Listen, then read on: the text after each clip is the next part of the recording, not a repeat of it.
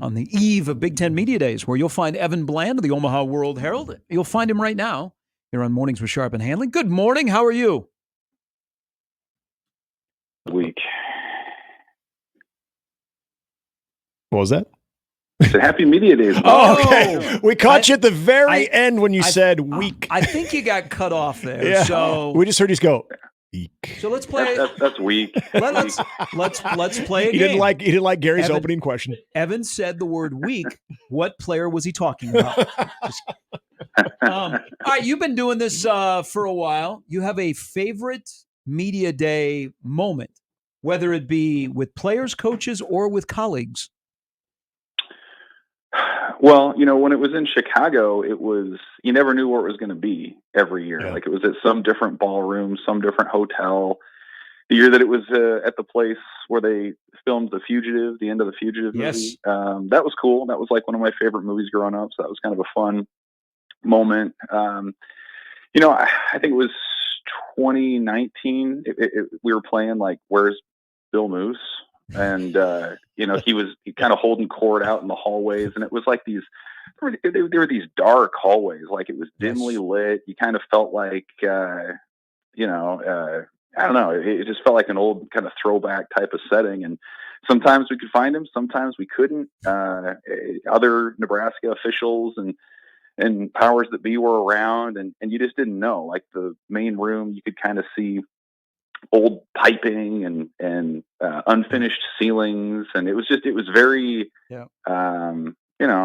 real, I guess. Like they didn't have kind of the fancy setup that they do now. So that was always interesting, kind of fun in a weird way, and just some of the traditions that they had early on in that event, like the Big Ten luncheon, or when they have the mascots get together, or for a short time they had little autograph sessions for the coaches, but they scrapped that because too many autograph hawks came to sell the stuff they found. So it's been kind of fun and odd to see how it's evolved over the years. But I do think back to the Bill Moose 6-6 prediction that kind of flew in the face that year in 2019 against what the media poll actually said, which had them as co-favorites in the West. Yeah. So that was sometimes like those moments do kind of I guess clarify what the internal expectations are relative to the external, because we've been talking about it for a couple months now, but once you get the participants and the people that have something at stake in the room talking about it, sometimes it's a different vibe or a different perspective. So I think that's the one that always stood out to me as kind of that first warning signal that, whoa, maybe things were way too optimistic that year back in 2019. Evan, there was a year, it was, and I was down there. This is the year that Amir spoke at and you mentioned the luncheon that Amir Abdullah spoke at that. And I think this was probably at the peak when we had the amount of radio stations, and a lot of the coaches for other teams in the Big Ten were taken back by that. They're like, oh my God, how many freaking radio stations you guys have here? So I know what the coaches always felt with the Nebraska media representation. But as far as Nebraska's presence, the team itself, whatever coach they were bringing in and whatever student athletes they were bringing in, how have you experienced this now for a while? How do you feel that presence has been compared to, say, the Ohio States, the Michigans, some of the other personalities with coaches? Where did you see Nebraska maybe hit its peak when it came to anticipation of them being at Big Ten Media Days? Yeah, I mean, it's interesting because you can kind of, we could sit here and say, the interest for Ohio State and Michigan is higher than, team A or team B. Mm-hmm. The thing about media days that's always fascinating is you can see it. Like it manifests in front of you in the amount of media that follows Ryan Day or what had been Jim Harbaugh for a long time. So, when Scott Frost was there in 2018 for the first year, there was a pretty big crowd around him. I think that was probably a top 4 crowd in terms of like what coaches attracted. But I would say it definitely waned in the years after that. And I think the last handful of seasons, Nebraska was kind of like another team. I mean, they weren't quite Rutgers level where, sometimes you would see some of their players and some other players from other teams maybe not have like anybody talking to them, or like one or two people. Like they have guys scrolling on their phones during their half-hour media sessions, which is not a great look. So Nebraska never fell to that level, but it did kind of feel like, they definitely weren't in that top tier in the last handful of years either. And, maybe obviously that can change as things could turn and maybe they start winning games and being more of consequence late in the year. But, I think they're squarely in the middle of the pack, which is where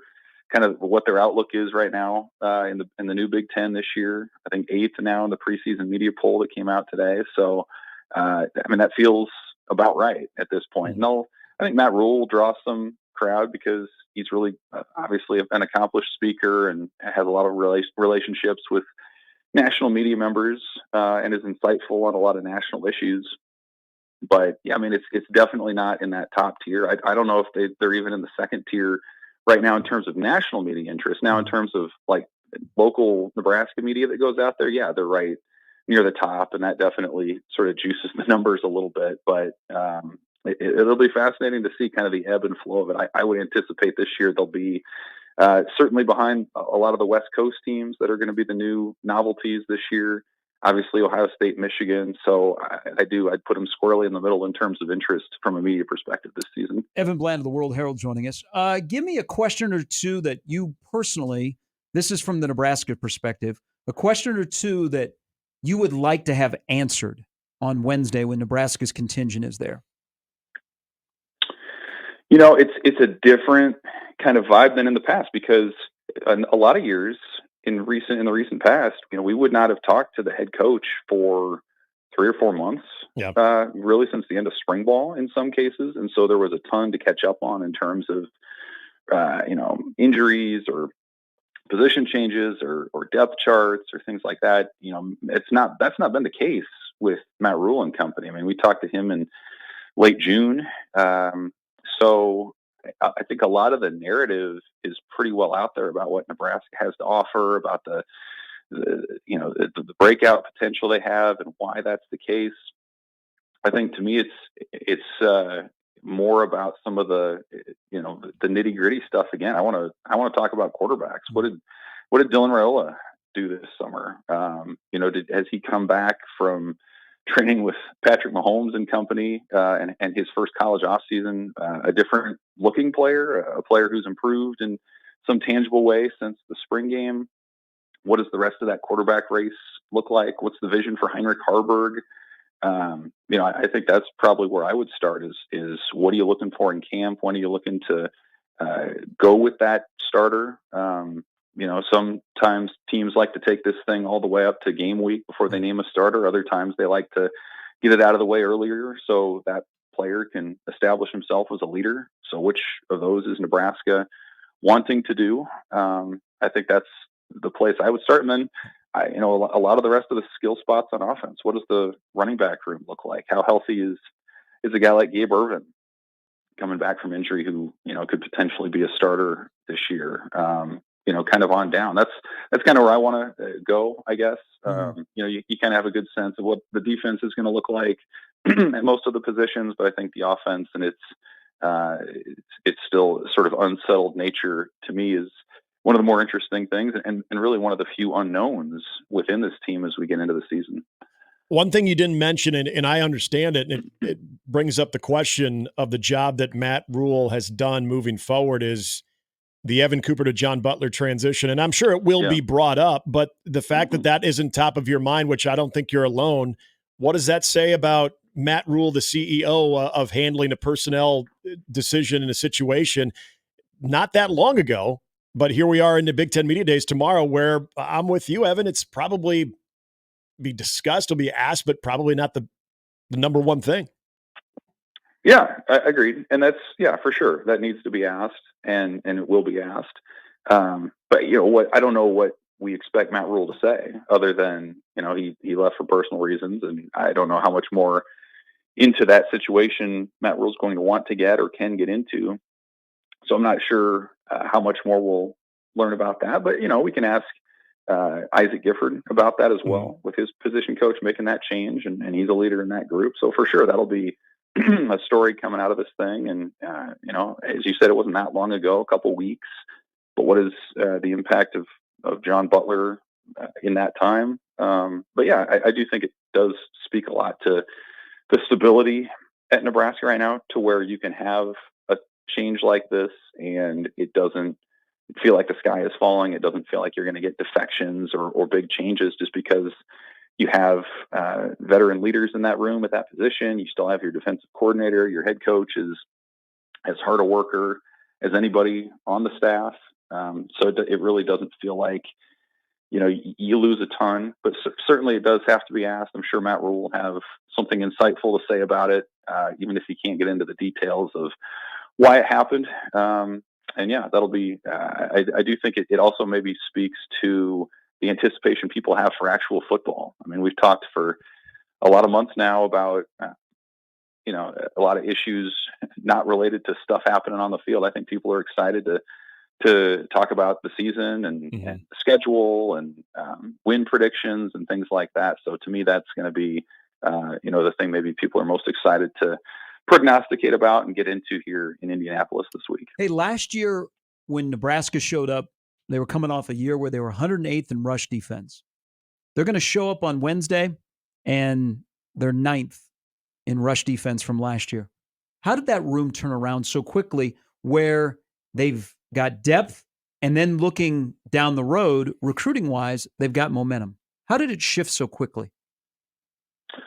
Yeah, it's funny. I think about media days a year ago. I did a story. I went and talked to every defensive lineman who was there from other schools saying what was your transition like to the Big Ten and when did you know that you would be good and how long did it take? And, heard all these stories about guys just getting pummeled their first year before they became, forces and guys who would represent their teams in the league. So it was funny to see, Nebraska make that transition last year where, if you think about it, they only had Ty Robinson, who'd only been a full-time starter at that time.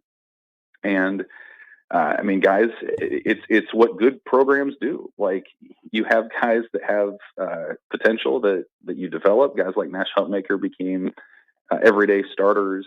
You recruited well by bringing in guys like Cam Lenhart and Prince William and Yellen. And, you can kind of see the future too with Riley Van Poppel and some of the younger defensive linemen of the world. And then they continue to recruit well in that space, as you mentioned too, Gary. So, I think it's a testament to Terrence Knighton, what he's done with that room. I think there was already some talent in that group that needed a little bit of developing, that maybe needed a little bit of a scheme change. Mm-hmm. And then I think too, the linebackers were a big part of that thing with what Luke Reimer and Nick Henrich and other guys did last year to prop up that run defense to what it was. And so, that's probably the question now going in to this season is whether they can sustain that based on what they lost at the linebacker spot. I mean, Mekhi Bayer, can he be a full-time, every down kind of a guy? Can Javen Wright be that? Will other younger linebackers emerge as rotational depth pieces the way that Nebraska was able to bring those guys out last season? I think that's kind of the thing that remains to be seen a little bit because, you look at the line. I mean, it's as old, as veteran as any in the Big Ten with Robinson and Huntmaker and some of the younger freshmen from last year that I mentioned. It's a really high upside group. So I think it's a sign of what good programs do, where you find a way to reload, whether that's through the portal, through development, scheme. You plug guys in that way. James Williams, I think, will be a really fascinating story this year. The stack man, see what how he can build on last year after he redshirted. He was one of their better developmental stories last season. So it's a group that Nebraska's needed to get right for a long time. It's struggled to do so. And now the question is whether you can sustain it, because you're not surprising people anymore with your ability to stop the run. I think people are going to try to find a way to exploit you now that you've shown that you can do it once.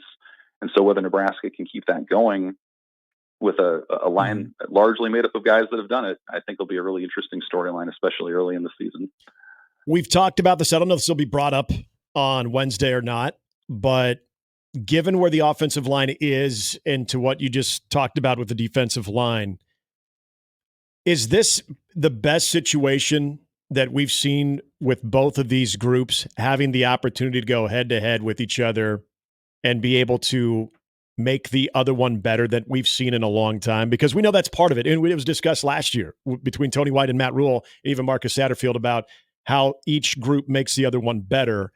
Is it at its peak right now, in your opinion, of that competition and how that can benefit both sides?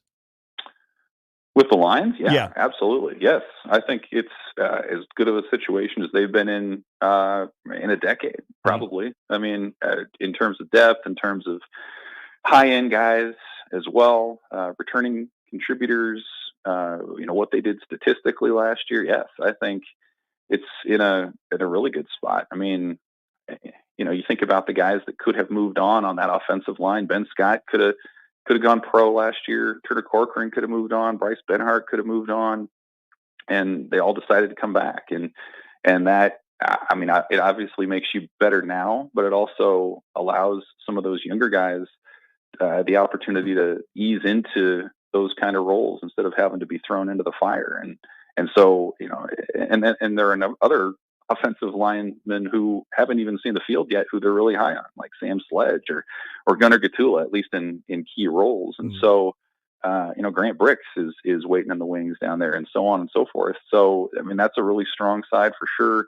We mentioned the defensive side. I mean, Ty Robinson could have gone pro. I'm sure that'll be something he's going to be asked a lot about this week. Why is he back for a sixth year? What did he see in Nebraska? What did he see in, how it develops its players, that he would delay his pro career for a year? So yes, I mean, it's a really good situation to be in. And again, it's a thing that I think we've talked about off and on in the media for years, which is like in the Big Ten, you got to have the trenches right before you can get some of the other stuff right. And at least if you want to be consistent. And that's been an area of struggle for a long time for Nebraska. It couldn't open rushing lanes. It couldn't, stop the run or rush the passer with any consistency. And so, if things break as it looks like they could, and you add in the fact that they do have a 5-star freshman quarterback in the wings, and their skill positions seem to be upgraded. I mean, it's stuff like that would lead you to believe that Nebraska could end that bowl drought, and then maybe make the kind of breakout that Temple and Baylor did in 2 years under Matt Rule too. So it's they have to go out and prove it still. Yeah. Obviously, but on paper, absolutely, it's a situation that's pretty good for Nebraska, and we're going to hear from both sides of the line in Indianapolis this week too, so it should be good. Good stuff. Evan, safe travels. We appreciate it as always. Look forward to your recap next Monday. Thanks, guys. See you.